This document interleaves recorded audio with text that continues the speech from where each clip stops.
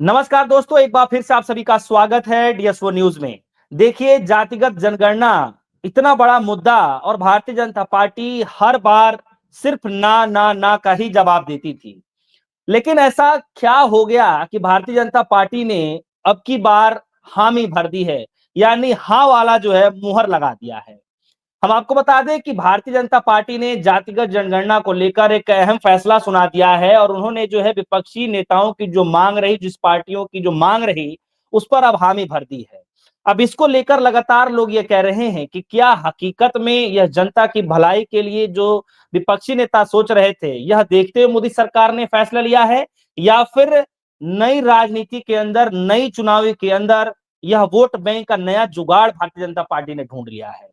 क्या कुछ है और अचानक से जातिगत जनगणना, कास्ट सेंसस की याद कैसे आ जाती है भारतीय जनता पार्टी को? इस पे लगातार लोग सवाल पूछ रहे हैं और हमारे साथ खास मेहमान इस मुद्दे पर जुड़ चुके हैं। सागर शाह जी गुजरात की धरती से आते हैं, किसी परिचय का मोहताज नहीं है, बातचीत करते हैं, बेबाकी अंदाज से जाने जाते हैं। सागर शाह जी, मेरा सिंपल सा सवाल यही है कि आखिर अचानक से भारतीय जनता पार्टी को ये कास्ट सेंसस की यादें क्यों आ जाती हैं सर? सबसे पहले तो धन्यवाद कि आपने बोलने का मौका दिया। मोदी जी की मानसिकता कौन से वक्त पर क्या काम करती है, ये आज तक किसी को नहीं पता। लेकिन सबको ये जरूर पता है कि मोदी जी जो जो करते हैं 11 साल में, हर चीज फ्लॉप हुई है। किसानों के बिल का उदाहरण है, माफी मांगनी पड़ी। वक्फ बिल का उदाहरण है, आज पूरे देश में इसके खिलाफ एक आंदोलन छिड़ चुका है। आपको पता है कांग्रेस के ऊपर आरोप लगाए गए थे 2G स्पेक्ट्रम के, उसमें किसी को भी कोई सजा नहीं मिली। अभी अभी कॉमनवेल्थ गेम्स के अंदर क्लीन चिट मिली है देश के प्रधानमंत्री के, उनकी खुद की डबल इंजन की सरकार के सामने कांग्रेस को। और देखिए आज ये मुद्दा, यानी कि जातिगत जनगणना, जिसकी शुरुआत कांग्रेस, तेजस्वी यादव और नीतीश जी का जब गठबंधन था, वहां पर लोकल स्थानिक लेवल पर शुरुआत हुई थी और वहां पर जातिगत जनगणना कराई गई थी। और उसमें तो नीतीश कुमार ने वो जो कैप थी 50% रिजर्वेशन की, उसको तोड़कर 65% तक ले गए थे। उसके बाद कर्नाटक में कांग्रेस ने करवाया, उसके बाद तेलंगाना में अभी अभी करवाया। तो राहुल गांधी ने बोला है कि ये एक ब्लूप्रिंट है जिसके ऊपर आज देश के खुद प्रधानमंत्री बात कर रहे हैं। और आप देखिए कि ये मुद्दा राष्ट्रीय लेवल पर राहुल गांधी ले गए थे।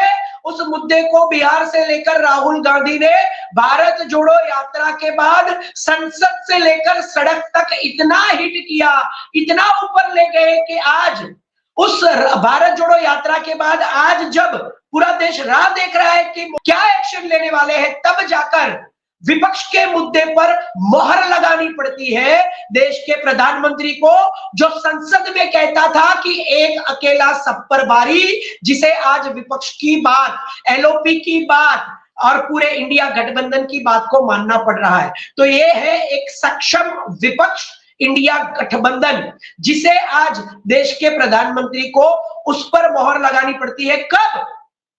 आप देखिए, बहुत बड़ी बात है। क्यों? संसद के अंदर जब राहुल गांधी ने यह मुद्दा उठाया था, तब इसी सरकार के एक मंत्री अनुराग ठाकुर ने बदजबानी की थी। उन्होंने राहुल गांधी को भरे संसद में कहा था कि जिसको अपनी जात का पता नहीं, वो जातिगत जनगणना करवाना चाहता है। तब राहुल गांधी ने कहा, आप मेरा कितना भी अपमान कर लो। राहुल गांधी ने सामने गाली नहीं बोली थी, क्योंकि एक उच्चतम डेस्टिनी होती है और एक कॉमन मैन होता है, चाटुकार, किसी को खुश करने वाला। उसमें कितना फर्क होता है, यह राहुल गांधी ने बताया था। राहुल गांधी ने बोला था, मैं थप्पड़ के बदले में थप्पड़ नहीं मारता हूं, गाली के बदले में गाली नहीं बोलता हूं, और गोली मारो सबको, उसके सामने मैं गोली नहीं चलाता हूं। आप मेरा कितना भी अपमान कर लो, आप मेरा कितना भी मेरे पूरे परिवार का अपमान कर लो, आप नेहरू से लेकर राहुल गांधी का, प्रियंका गांधी का अपमान कर लो, लेकिन जातिगत जनगणना अगर सरकार नहीं कराएगी, अगर आप नहीं कराएंगे, तो हम कराएंगे। राहुल गांधी ने डंके की चोट पर कहा था और अनुराग ठाकुर को आज उस थप्पड़ का करारा जवाब मिला है। कंगना रनौत एक जिसकी कोई वैल्यू नहीं है, वो जो कुछ भी अनाज शराब बकती है, उसे जब पूछा गया था एक चैनल पर कि क्या जातिगत जनगणना करवानी चाहिए, तो उन्होंने कहा था बिल्कुल नहीं करवानी चाहिए। और उन्होंने एक काउंटर क्वेश्चन पूछा था कि राहुल गांधी को एलओपी किसने बना दिया।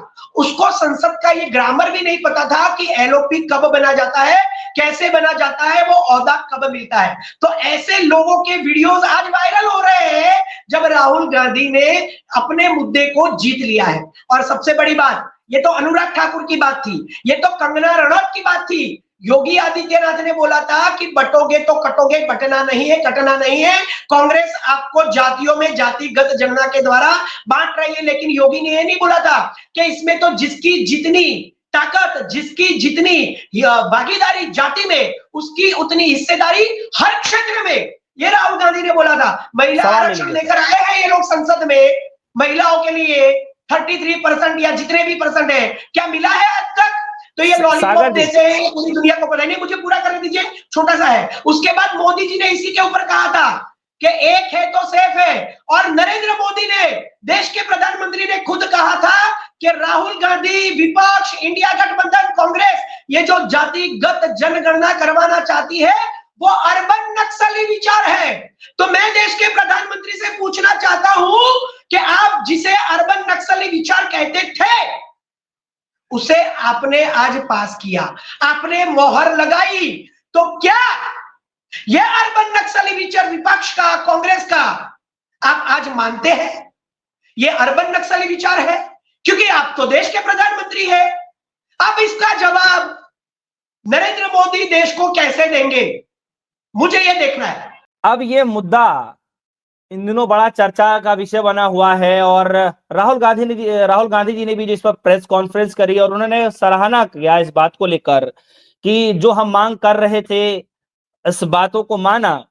अब वो टाइमलाइन आगे मांग रहे हैं कि भाई ये टाइमलाइन बताइए कि कैसे, कब तक ये पूरा कंप्लीट होगा। लेकिन इसी बीच एक सवाल यह भी है सागर साजी कि आपको नहीं लगता कि जो विपक्षी पार्टियां एक बड़ा मुद्दा लेकर सन 2024 के लोकसभा चुनाव में इसको भुनाने का काम किया और यकीनन कहीं ना कहीं इसका बेनिफिट भी मिलता हुआ दिखाई दिया कि बीजेपी जो है पूरी तरीके से जो है सत्ता में नहीं आ पाई जितना वो टारगेट लेके चल रही थी।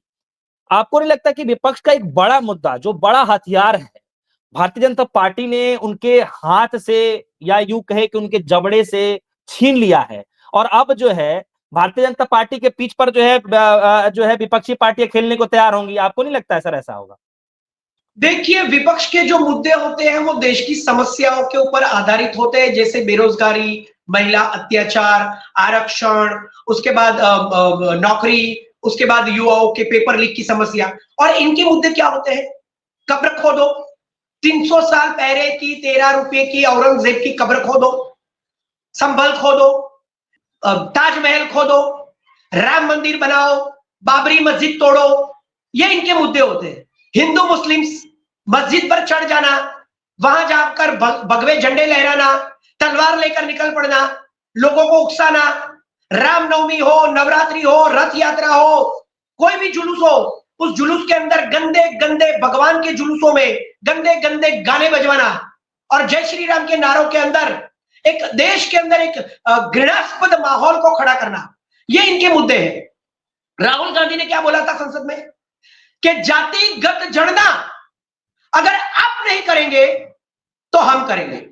मतलब विपक्ष तो चाहता है कि हम जो कहे वो सरकार करे और इसीलिए एक सक्षम विपक्ष की भूमिका जो होती है ये उजागर होती है। देखिए, किसानों के काले 3 कानून, किसानों ने आंदोलन किया था।